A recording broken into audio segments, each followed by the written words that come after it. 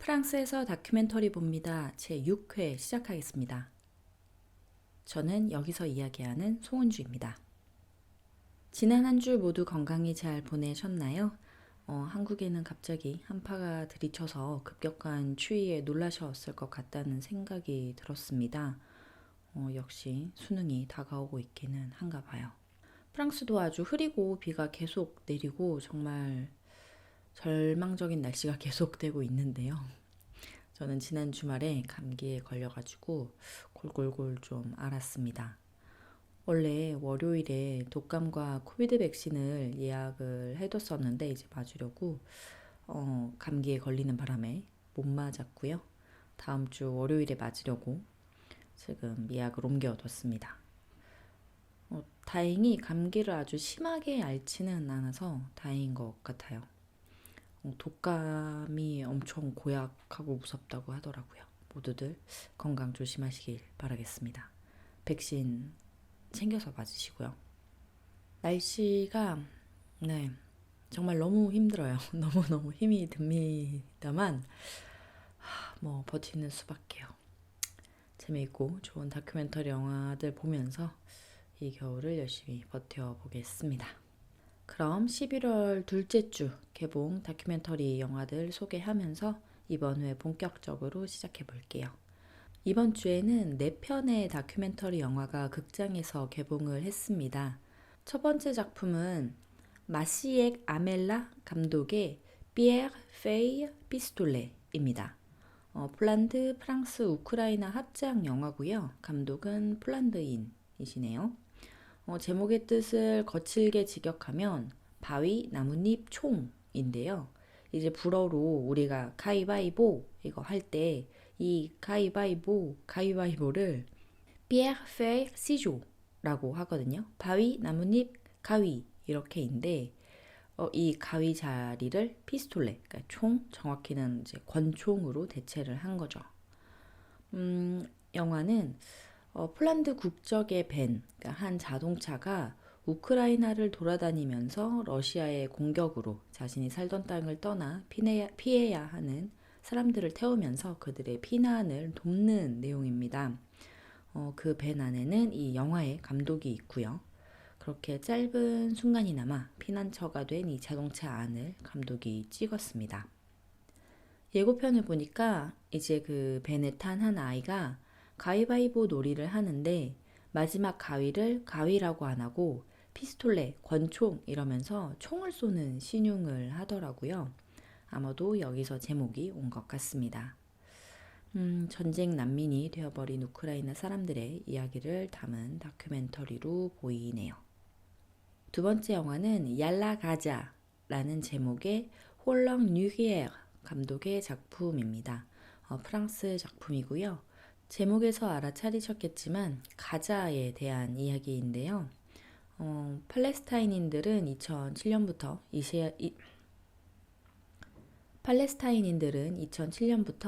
이스라엘에 의해 완전히 그 땅에 갇힌 채 지속적으로 폭격을 당하고 있고요. 최근에는 하마스와 이스라엘의 전쟁으로 인해 가자 또한 크게 공격을 받고 수많은 사상자가 발생하고 있는데요. 감독은 최대한 객관적인 시선으로 팔레스타인과 이스라엘 간의 문제를 이해하고자 하고 그것을 영화적으로 표현하고자 한다고 합니다. 세 번째 영화는 장피에르 블록 감독의 프랑스 영화 Par la fenêtre ou par la porte입니다. fenêtre는 창문이고 porte는 문이라는 뜻인데요. 영화 제목을 직역하면 창문으로 또는 문으로 정도 될 것 같네요. 이 다큐멘터리는 2004년 시작된 프랑스의 통신사 프랑스텔레콤 사건을 다루고 있습니다. 이 프랑스텔레콤은 이제 이름을 바꿔서 오헝주가 되었는데요. 프랑스 계시는 분들은 한 번쯤은 들어보셨을 통신사 이름이죠. 오헝주는 이제 오렌지 를 똑같이 쓰는데 이제 발음은 불어로 오헝주가 되는 거고요. 이야기를 좀 더 해보면 2004년 정부의 지원이 50%로 줄자 프랑스텔레콤의 새로운 사장 디디에 롱바르는 아이디어를 하나 떠올리는데요. 2006년부터 3년간 22,000여 명의 직원을 자발적으로 퇴사시키겠다는 거였죠. 프랑스에서는 정규직이 될 경우, 그러니까 이제 무기한 계약을 체결하게 될 경우 회사 측에서 직원을 해고하는 일이 굉장히 까다롭습니다. 실질적인 큰 결함이 없으면 이게 쉽지 않은 일인데요. 그러니까 이 사장은 이런 아이디어를 낸 겁니다. 그러니까 이제 간단히 말하면 스스로 떠나게 만들기 위해서 사람들을 괴롭히겠다는 거죠. 예를 들어서 갑작스러운 인사이동을 시키고 출근을 했는데 자리가 바뀌어 있고 갑자기 자기 직위에 다시 지원을 해서 면접을 봐야 하고 하루아침에 자신보다 직위가 낮은 부하 직원의 명령을 받아야 하고 이런 식으로 사람들을 계속 괴롭힌 거예요. 이제 제목인 창문으로 또는 문으로는 사실 사장의 발언에서 따온 말인데요. 이제 사장이 별다른 방법이 없다. 문으로 나가든 창문으로 나가든 해라. 이런 식으로 말을 한 거죠. 그러니까 창문으로 나가라니 사실상 죽으라는 이야기잖아요. 근데 실제로 이런 프랑스텔레콤의 악질적인 행위로 인해서 19명의 직원이 자살을 했고 12명이 자살 시도를 했으며 이제 8명이 극심한 우울증에 시달렸다고 합니다.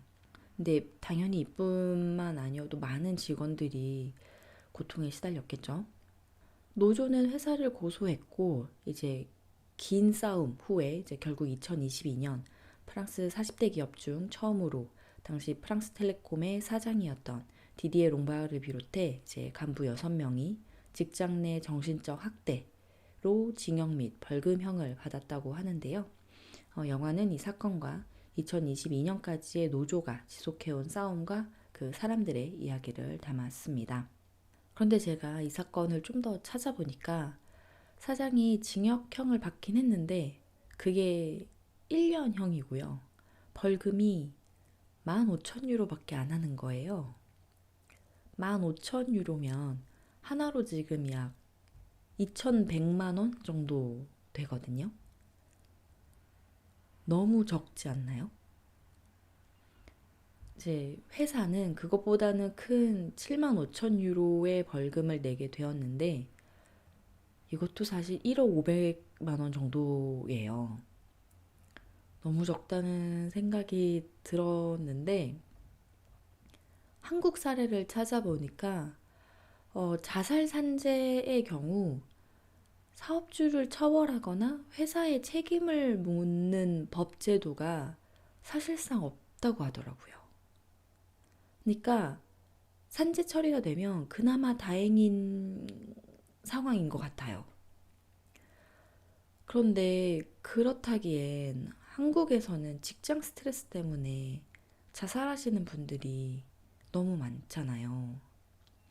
찾아보니 2021년 자료만 봐도 산재로 인정받은 자살 사망자가 88명. 이제 인정은 못 받았지만 신청한 수까지 합치면 158명이라고 해요. 그런데 이제 분명 또 산재 신청을 안 하신 분들도 있을 테니까 숫자는 더 크겠죠. 근데 이건 또 이제 사기업 수치이기만 한 것 같고요. 공무원들의 숫자까지 합치면 훨씬 더 크다고 하니까 한국의 직장 문화와 근무 환경도 어서 빨리 바뀌어야 하지 않나는 생각을 합니다. 자료를 찾아보다 보니 이제 화가 나고 흥분을 해서 말이 좀 길어졌습니다. 네 번째 영화는 앙뚜안 자쿠와 줄리 비호의 공동 연출작 흐투 아 미즈그하드입니다. 이게 미즈그하드가 지역명인데요. 찾아보니까 한국에서는 비세그라드 이렇게 말하는 것 같아요. 영화는 보스니아 헤르체고비나 내전이 있고 25년 후 이제는 퇴직을 한 두 선생님이 학생들을 가르쳤던 보스니아 헤르체고비나 동쪽에 위치한 도시 비셰그라드를 찾는 이야기를 담고 있는데요. 이제 가서 학생들을 만나고 오랜만에 이제 추억을 들여다보는 이들은 기쁘기만 하지만 사실 이제 전쟁으로 인해서 학생들은 모두 여기저기로 뿔뿔이 흩어졌습니다. 선생님은 같은 반이었던 학생들을 모두 모이게 할 계획을 세우는데요. 이제 같은 해에 태어나 같은 도시에 살았던 이들의 인생이 전쟁 후 어떻게 변했을까요? 그 이야기를 담고 있는 것 같은데 궁금하네요. 이렇게 이야기를 하고 보니까 이번 주 개봉 다큐멘터리 영화들은 대부분 전쟁, 싸움과 관련이 있는 이야기들이네요. 이번 주에는 사실 오늘 첫 영화로 소개해드렸던 피에르 페이 피스톨레를 보고 싶었는데 제가 사는 이 리옹 권역 극장에서는 개봉을 하지 않아서 볼 수가 없었습니다. 이제 그 대신 볼 수 있는 다른 다큐멘터리 영화가 있었는데요. 전에 리옹의 리미에르 영화제 이야기를 하면서 인스티튜트 리미에르의 이야기를 했었어요. 이 시네마테크는 리옹 시내에 다른 예술 영화관들도 가지고 있는데요. 시네마 리미에르라고 해서 새 영화관을 가지고 있습니다.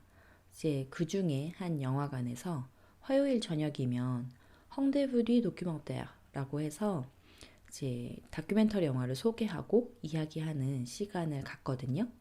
이제 이번 주 프로그램은 2022년 10월에 개봉한 까미 뽕상 감독의 라 꽁바똥였더라고요. 이제 개봉했을 때 보러 갈까 했던 게 생각이 나서 이걸 보러 가기로 이제 했습니다. 그런데 제가 초반에 말씀드렸잖아요. 제가 이제 좀 감기로 아팠다고. 그래서 밖에 나가기가 쉽지가 않았어요. 그래서 이제 사실 이미 개봉한 영화니까 집에서 볼 수 있는 방법은 없을지 찾아봤습니다. 인터넷을 통해서 유료로 결제해서 볼 수도 있었는데요. 근데 또 막 이렇게 사이트에 정액제 막 가입을 해야 하고 이래가지고 또 다른 방법은 없나 찾아보다가 도서관에서 DVD를 빌려다 볼까 했어요. 그런데 찾아보니까 이제 리옹 시립도서관 사이트에서 회원일 경우 전자도서관 형식으로 영화를 볼 수 있더라고요. 이게 또 얼마나 좋은 공공 서비스입니까? 그래서 저는 이제 집에서 리옹 도서관 사이트를 통해서 이 영화를 봤습니다. 러닝타임은 94분, 1시간 34분이고요. 제목 라 꽁바똥뜨를 직역하면 이제 꽁바똥의 여성형인데요. 그러니까 꽁바똥은 병사나 싸움꾼을 뜻하는 말인데 이게 여성형으로 쓰여 있으니까 뭐 여성 병사, 여성 싸움꾼 이 정도 되겠죠. 뭐 간단하게 싸우는 여성으로 이해를 하면 될 것 같습니다. 감독은 이제 까미뽕상인데 이 이름이 한국식으로 읽히면 아마 까미유가 될 거예요. 까미유 하면 아마 까미유 클로델 때문인지 여성 이름이라고 생각하시는 분들이 많으실 텐데요. 저도 처음에는 여자 이름인 줄 알았어요. 그런데 남자 이름으로도 쓰이는 중성적인 이름 중 하나더라고요. 아무튼 남성 감독이고요. 이 감독은 원래는 영화와 텔레비전의 촬영 감독으로 일하다가 2003년부터 다큐멘터리를 만들어 오고 있다고 합니다. 그럼 이 영화의 꽁바똥뜨, 싸우는 여성은 누구일까요? 영화 포스터에서도 정면으로 우리를 바라보고 있는 이 노년의 마담을 소개하면서 영화는 시작을 합니다. 검은 화면에서 종이가 넘어가는 소리가 들리고 화면이 밝아지면서 서류철을 뒤지고 있는 한 백발의 노년 여성이 보입니다. 그의 집으로 보이는 공간은 벽 한쪽을 차지하고 있는 책장뿐만 아니라 곳곳이 빼곡하게 각종 책들과 서류철들로 가득 차 있는데요. 방도 지하실도 서류로 가득가득한 이분은 마히 조세 튜비아나입니다. 1930년생으로 영화 촬영 당시 90, 이제 올해 기준으로 93을 앞두고 계신 이분은 은퇴한 민족학자신데요. 아프리카의 차드와 수단의 다르푸르 지방의 전문가셨죠. 90이 넘은 지금은 난민들을 돕고 계십니다. 은퇴한 민족학자가 난민을 돕는 방식은 어떤 걸까요? 저는 사실 영화를 보기 전에 한 노년의 여성이 난민들의 서류를 만드는 일을 도와준다 라는 이제 짧은 소개에 이분이 변호사이신가 보다 생각했거든요. 근데 영화를 딱 보기 시작했는데 아닌 거예요. 민족학자? 민족학자가 난민들을 어떻게 돕지? 라는 이제 궁금증을 품은 채 영화를 보기 시작했습니다. 감독은 마담 뚜비아나를 그의 집안에서만 촬영했습니다. 거기서 일하고 찾아오는 손님들을 맞아 이야기하는 모습들을 찍었는데요. 제가 이야기를 소개를 하면서 이제 주인공을 마담 뚜비아나라고 지칭을 할 건데요. 아마 아시겠지만 제 마담은 불어에서 이제 여성을 높여 부를 때 앞에 붙이는 네, 말이고요. 영어로는 맴이랑 같은 뜻이겠죠. 네. 마담 뚜비아나를 찾아 방문하는 이들은 수단의 다르푸르 지역에서 온 난민들입니다. 그리고 영화는 왜 그 지역에서 난민이 발생할 수밖에 없었는지를 보여주는데요. 아주 처참합니다. 다르푸르 사태를 이미 아시는 분들도 있으실 거예요. 근데 저는 잘 몰랐거든요. 그래서 짧게 설명을 하고 지나가겠습니다. 다르푸르는 수단의 서쪽 차드와 국경을 맞대고 있는 고원 지역인데요. 1990년대 가뭄 때문에 이제 북쪽에 살던 아랍계 유목민이 남하하면서 남부 농경 지역 기독교계 흑인들과 이제 충돌이 생긴 거예요. 이제 그게 발단이 되었는데요. 이에 그 당시 이제 독재자였던 오마르 알바시르의 정부는 다르푸르 지역을 개발하는 대신 친이슬람 정책을 펼칩니다. 이에 기독교계 흑인들이 반군을 조직하고 이 조직이 정부에 저항하여 지역의 군초소를 공격을 했고요. 이 공격에 2003년부터 수단 정부는 친정부 계열의 아랍계 민병대 잔자위들을 조직을 하는데요. 그리고 반군 진압이라는 명목하에 흑인 부족들을 상대로 한 인종 청소를 시작하게 되었습니다. 이제 다르푸르에는 수십 개의 부족들이 살고 있었는데 이들의 마을을 불태우고 사람들을 죽이고 재산을 약탈하고 한 거죠.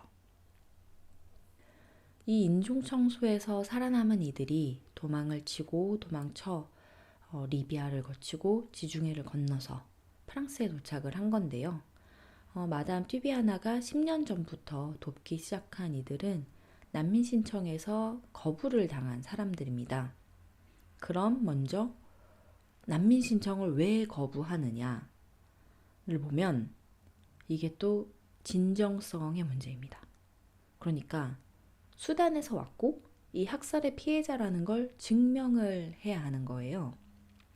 근데 당연히 신분증도 자신을 증명해줄 어떤 서류도 없이 도착을 했을 난민들이 여기서 난민으로 인정받을 수 있는 조건은 얼마나 잘 스스로를 증명하느냐입니다. 이제 그 증명의 과정은 자세한 진술이 되는 거고요. 난민 신청 거부 사유를 보면 대부분 진술의 정확성 및 진실성 부족 이런 것들이에요. 마담 튜비아나를 찾아온 난민 중 한 청년인 압델하마의 난민 신청 거부 사유를 보면 거주하던 지역이 공격받은 상황, 진술의 자연스러운 부족, 감옥 생활에 대한 증언에서 개인의 특정 경험이라고 고려될 만한 요소 부족, 자신의 지역인 다르푸르에 대한 어렴풋한 증언 이런 식입니다. 제가 그냥 어렴풋하게 추측해 보기에는 우리는 종종 우리에게 너무나 당연하고 자연스러운 일들에 대해서는 설명하기를 까먹을 때가 있잖아요. 그리고 또 시간이 많이 지난 일일 수도 있고요. 또한 이 난민분들에게는 그 자신을 난민으로 만든 그 사건을 기억하고 다시 끄집어내서 기억하는 일이 고통스러울 게 분명하기 때문에 자세하게 이야기하기보다는 자세하게 그 상황을 떠올리기보다는 그냥 좀 이렇게 뭉뚱그려서 디테일 없이 이야기를 하시는 하셨던 게 아닐까라는 생각을 좀 해봤어요. 그게 인간이라면 사실 모두에게서 나타나는 양상이 아닌가 싶고요. 이제 이 프랑스에 있는 유일한 다르푸르 지역 전문가인 마담 듀비아나는 자신의 민족학적 지식을 바탕으로 그들의 진술을 확인하고 더욱 구체화하고 이제 또 함께 증명하는 일로 난민들을 돕습니다. 이제 그는 지도를 펼치고 진술 속 부족과 지역의 이름이 맞는지 확인하면서 그들에게 디테일한 질문들을 던지는데요. 특히나 공격을 받았던 날의 진술이 중요합니다. 잔자위드의 기습 공격으로 마을은 불에 타고 가족은 살해당하고 살아남기 위해 도망칠 수밖에 없었던 날에 대해 다시 떠올리는 일은 피해자인 이들에게 무척이나 힘이 드는 일이지만 서류를 위해서는 그 디테일이 너무나 중요합니다. 영화를 보면서 다시 한번 느낀 거지만 프랑스는 정말 서류의 나라입니다. 많은 유럽 국가들이 그럴 것 같기도 한데요. 이제 제가 여기서 외국인으로 살면서 정말 매 순간 느끼는 거지만 서류가 매우 매우 중요합니다. 그러니까 예를 들어서 저는 제가 처음 프랑스 도착해서 지금까지 받은 뭐 고지서나 은행 관련 우편물, 학교 관련 서류 등은 모두 다 보관하고 있거든요. 그걸 다 가지고 이렇게 짊어지고 사느니 스캔해서 파일로 소장하면 안 되냐고요? 그런데 또 싸대뻥이긴 하지만 이제 싸대뻥은 뭐 한국말로 한국에서 쓰이는 표현으로 얘기하면 케바케, 케이스 바이 케이스이긴 하지만 프랑스 공무원들의 원본 집착이 심각하기 때문에 모든 것을 원본으로 잘 보관하는 편이 마음도 놓이고 안전합니다. 그리고 또 뭐 체류증 갱신이나 뭔가 신청을 할 때 원본을 제출하라고 하는 경우가 있어요. 이제 그런 경우에는 그 원본의 사본을 또 따로 만들어서 보관하고 있습니다. 이러면 안 되지만 공무원들이 이제 이 관청에서 서류를 잃어버리는 경우가 있거든요. 그럼 그때 가서 네 서류가 없다. 이걸 처리해 줄 수 없다. 라고 했을 때 저는 제가 서류를 낸 걸, 그 서류가 있었다는 걸 증명해야 되잖아요. 그래서 사본을 다 보관하고요. 관공서에 우편을 보낼 때는 무조건 레트 흑공대 등기 우편을 보내서 제가 우편을 보냈고 그들이 받았다는 확인서를 챙겨둡니다. 아무튼 굉장히 정말 너무나 서류의 나라예요. 근데 이게 이제 외국인의 입장에서는 더 어쩔 수가 없는 게 이 프랑스에서 외국인으로서의 삶이란 이제 체류증을 갱신할 때마다 자신을 증명을 해야 하기 때문에 나의 존재를 증명하기 위해 이제 그 서류들이 너무나 중요한 거죠. 네. 네. 다시 영화 이야기로 돌아오면 그렇게 마담 뚜비아나는 이들의 진술을 보충하고 거기에 신빙성이 있다는, 그러니까 쉽게 말해서 이들이 난민이 맞다는 것을 보증하는 일종의 확인서에 속하는 편지를 써서 이제 난민들의 변호사에게 보냅니다. 이제 그 편지 안에는 정부 기관을 향해 다시 한번 이들의 서류를 자세히 봐주길 바란다. 이들에게 새로운 땅에서 새로운 삶을 시작할 기회를 주길 바란다. 는 이제 그의 따뜻한 마음도 함께 들어 있습니다. 이 영화는 세 개의 타임라인, 이제 혹은 갈래라고 부를 수 있을 것 같은데요. 이제 그 세 개의 타임라인으로 이루어져 있습니다. 첫 번째 타임라인은 마담 뚜비아나의 집에서 이제 난민들을 돕는 마담과 자신의 이야기를 하는 난민들이 등장하는 현재이고요. 두 번째 타임라인은 마담 뚜비아나가 60년대 다르푸르를 연구를 위해서 방문했을 당시 찍은 사진과 필름, 그리고 당시 썼던 일기 등으로 재구성된 평화로운 시절의 다르푸르의 모습입니다. 굉장히 많은 사진을 찍었고 직접 16mm 필름 촬영도 했던 마담 덕분에 우리는 이제는 사라져버린 다르푸르의 아름다운 모습을 볼 수 있습니다. 다르푸르 사람들의 얼굴, 생활 양식, 의복 양식, 문화, 풍습, 축제, 모습 등 다양한 모습에 대한 기록은 그곳을 전혀 모르는 관객들에게 지리적, 문화적 정보를 줄 뿐만 아니라 영화에 등장하는 난민들에게 이입하기를 훨씬 더 쉽게 만들어 줍니다. 그리고 마지막 세 번째 타임라인은 다르푸르 사태를 중심으로 그 사태가 벌어진 인과관계를 설명하면서 학살이 시작된 2000년대 초반의 수단의 실상을 보여주는 자료화면 갈래입니다. 특히 세 번째 타임라인은 마담을 찾은 난민들이 자신들의 이야기를 할 때 함께 이미지로 등장하기도 하면서 당시의 참혹함을 보여주는데요. 이제 마담 튜비아나가 찍은 60년대의 평화로운 다르푸르의 이미지와 대비를 이루면서 더 극적인 영화적 효과를 불러일으키기도 하고요. 그러니까 이제 집이라는 공간에서의 마담 튜비아나를 이제 중심으로 이제 격가지로 다른 두 개의 갈래가 영화에 대한 감정을 더 풍부하게 만드는 구조인 거죠. 마담 튜비아나를 찾아온 난민들의 이야기를 좀 더 해보면 좋을 것 같습니다. 한 청년의 이야기가 인상 깊었는데요. 압델하만이라는 청년의 이야기입니다. 제가 위에 난민 신청 거부 사유 예를 들었었는데 이게 그 청년 압델하만의 서류에 대한 거였어요. 그가 살고 있던 수단 다르푸르 지방의 마을은 2008년 8월 16일 잔자위드의 공격을 받았다고 합니다. 당시 형과 함께 가축들을 돌보고 있었는데 엄마가 총에 맞아 쓰러지는 것을 봤고 아버지도 총에 맞아서 숨졌다고 합니다. 형과 함께 가축들을 지키려고 했지만 압델하만도 어깨에 총을 맞고 말았대요. 결국 이제 큰형도 죽임을 당하고 소와 양들은 모두 잔자위드가 훔쳐갔다고 합니다. 이제 잔자위드는 그뿐만 아니라 다른 재산도 약탈을 하고 여성들을 강간하고 했대요.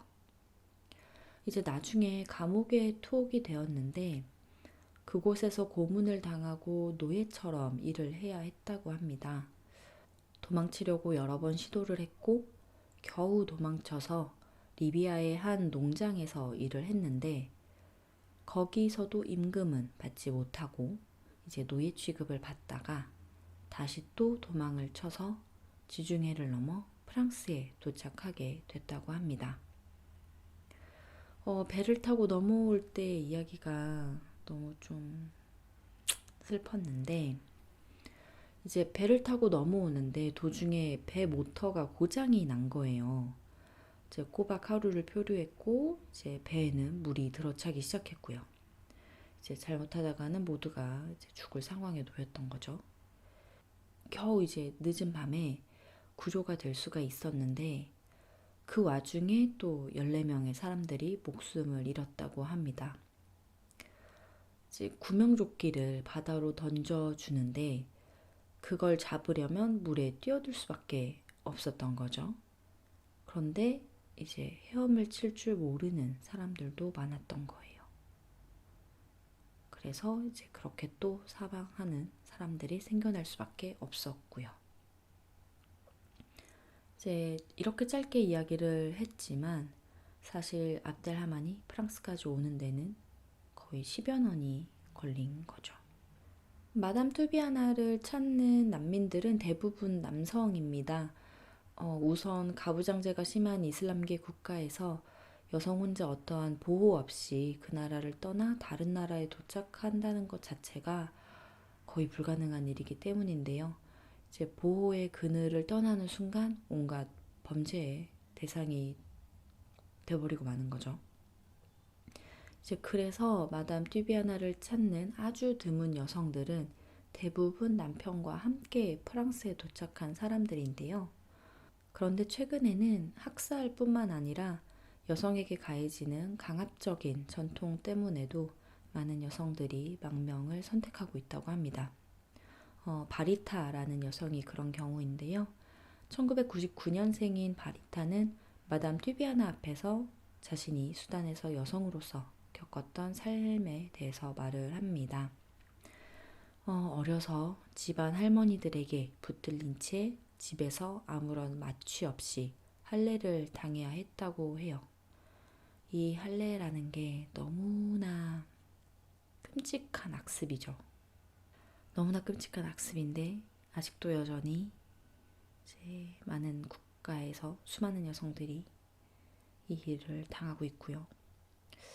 이 여성의 이야기를 들을 때 너무나 마음이 아팠습니다.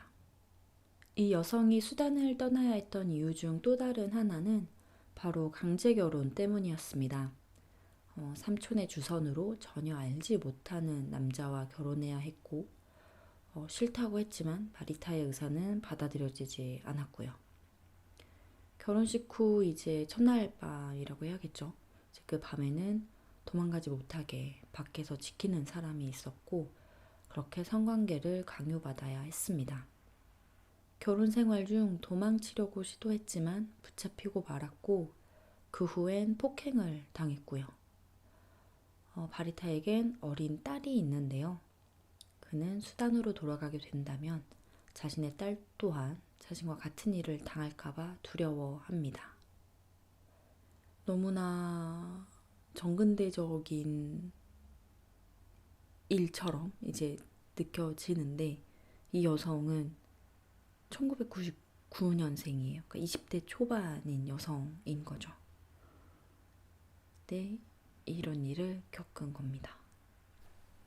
이분들의 진술을 이렇게 듣는데 인상적이었던 것 중에 하나가 이 자신의 끔찍했던 삶에 관해서 이야기를 하시는 이분들의 표정이 매우 좀 덤덤하신 거예요.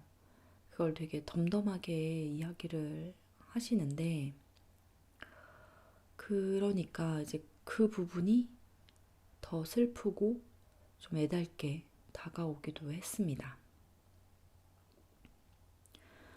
영화 마지막쯤 감독은 마담 튜비아나에게 지난번에 만났을 때 이 일을 그만두신다고 하지 않았냐라고 이제 묻습니다. 마담은 그랬지만 어떻게 그만둘 수 있겠냐고 대답을 합니다. 자신이 그들을 돕지 않으면 그들을 도울 사람이 없으니까요. 피곤하고 지쳤고 아흔이 넘었지만 그만둘 수가 없다고요. 마담 튜비아나는 영화가 제작되던 시점으로 당시까지 약 300여 명의 난민들을 도우셨다고 합니다. 정말 대단하신 분이죠. 감독이 영화를 찍던 도중 수단에는 변화가 일어납니다. 30년을 이어온 알바시르의 독재 정권에 대항하여 시민들의 시위가 일어났고 이제 그에 응답해 알바시르가 자리에서 물러났는데요. 그러나 그 자리를 이어받은 이는 이제 알바시르의 부하였고요. 달라진 거는 없는 거죠, 사실상. 알바시르는 교도소에 수감되기는 했는데 찾아보니 지난 4월 수단 내전 중 이제 교도소의 죄수들을 석방을 하면서 그 행방이 묘연해졌다고 합니다. 그 후의 기사는 제가 못 찾아왔는데요. 죗값을 달게 치러야 할 사람인데 어디서 또 호의호식하고 있는 건 아닌지 마음이 씁쓸하네요. 다르푸르에 대한 공격은 끝나지 않았습니다. 2021년에도 이제 마을들이 공격을 당해서 불태워졌다고 하고요. 처음 공격이 시작된 2003년부터 거의 20여 년간 30만여 명이 사망하고 300만 명이 넘는 사람들이 자신들의 삶의 터전을 떠나야 했다고 하네요. 이 영화는 90이 넘은 나이에도 자신의 도움이 필요한 이들을 계속해서 돕고 있는 대단하고 존경스러운 한 여성에 대한 이야기이기도 하지만 또한 그 여성을 통해서 발견하게 되는 학살에 대한 영화이기도 합니다. 학살에 대한 다큐멘터리는 많이 있죠. 그 사건을 알리기 위함이기도 하고 이제 또한 잊지 않기 위한 노력들이기도 하고요. 학살 자체가 워낙 참담한 사건이기 때문에 학살을 그리는 영화들은 대부분 무거울 수밖에 없는데요. 이 영화 또한 무거운 지점이 있고 그 무거움을 느껴야 하긴 하지만 저는 한편으로는 이 영화가 아름답게 느껴지기도 했습니다. 이제 거기에는 당연히 마담 뚜비아나의 역할이 큰데요. 이제 그가 보여주고 있는 인간의 인류애와 이제 그가 자신의 연구를 위해 찍어두었던 아름다운 이미지들의 힘이 아니었나 생각을 해봅니다. 저는 영화를 보면서 이 마담 뚜비아나의 마음이 좀 궁금했어요. 자신이 민족학자로서 연구하고 책을 내고 한 그 지역과 그곳의 부족들이 그 나라 정부의 공격을 받아 불타 사라지고 죽임을 당한 상황에서 자신의 지식으로 난민이 된 그들을 돕게 된 이 상황에 대해서 어떤 마음이 들까 하고요. 연구하던 시절에는 자신의 이런 민족학적 지식이 이런 방식으로 그들의 후손을 돕게 될 수 있을 거라는 생각은 전혀 못 하셨지 않을까요? 슬프기도 하고, 한편으론 또 다행스럽기도 하고, 그런데 또 여전히 참담하기도 한 굉장히 복잡한 마음이 드셨을 것 같아서 그게 이제 좀 궁금했는데 거기에 대해서는 인터뷰가 없어서 저는 혼자 조금 아쉬웠습니다. 매번 느끼는 거지만 다큐멘터리 한 편 한 편에서 제가 배우는 게 참 많은 것 같아요. 이번에는 이제 수단의 다르푸르 사태에 대해서 좀 더 자세히 알게 되었고 이제 민족학자이신 마담 마리조세 뚜비아나에 대해서도 알게 되었죠. 그리고 뭐랄까요? 난민에 대한 저의 이미지, 제가 가지고 있던 이미지들을 좀 바꿀 수 있었던 기회였던 것 같아요. 언젠가부터 난민이 늘어나고 이제 거기에 따른 문제나 그러니까 이제 난민을 받는 국가들의 입장에서 나오는 기사들을 접하면서 익숙해지다 보니까 언젠가부터는 그 사람들을 숫자로만 생각하거나 나라를 떠난 무력한 사람들, 도움이 필요한 사람들이라는 좀 이런 납작한 이미지로 좀 퉁쳐서 생각을 해왔던 것 같아요. 지금 생각하면 매우 부끄러운 일인데요. 그때는 이제 그들 모두에게 당연히 서사가 있고 무력한 사람들이 아니라 여기까지 힘들게 열심히 살아서 도착한 생존자들이라는 생각은 못 했던 거죠. 그런데 이제 이 영화를 통해서 그들의 이야기를 그나마 조금 가깝게 들으면서 그들의 용기와 삶에 대한 의지를 배울 수 있었습니다. 이 영화가 한국에서는 소개된 적이 없는 것 같아서 좀 아쉬운데요. 프랑스 또는 이 영화에 접근이 가능한 다른 국가에 계시는 분들은 혹시 기회가 되시면 한번 보시길 추천합니다. 날이 춥습니다. 한국은 다음 주면 벌써 또 수능이죠. 제 팟캐스트를 10대 여러분들은 거의 듣지 않는 것으로 보이지만 뭐 수능을 10대만 치는 건 아니니까요. 수능을 치르시는 다른 모든 분들 그리고 그 가족 여러분들 모두에게 응원을 보냅니다. 그럼 저는 이만 물러가도록 할게요. 다음 주에 만나요. 그리고 방금 들으셨겠지만 저희 고양이가